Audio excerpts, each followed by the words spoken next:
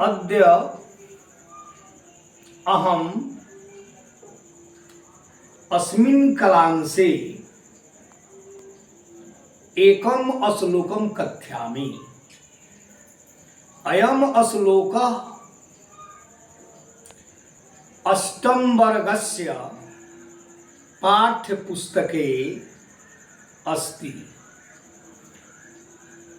अस्मिन् श्लोके कथ्यते यत्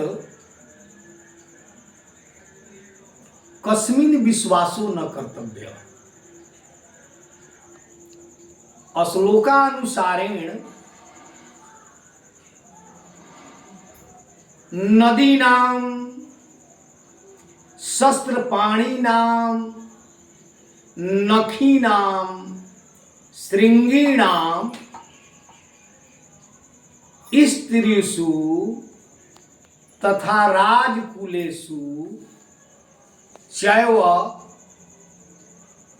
विश्वासो न कर्तव्य। अस्य श्लोकस्य अर्थ हिंदी भाषायां कथ्यामि। नदियों पर, हाथ में शस्त्र वालों पर, नख वाले जीवों पर, सींग वाले जीवों पर और दुष्ट स्त्रियों पर तथा राजघरानों पर कभी भी विश्वास नहीं करना चाहिए।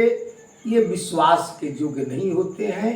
कभी भी कुछ भी अविश्वास के रूप में कर सकते हैं। इस श्लोक से यही शिक्षा मिलती है। धन्यवाद।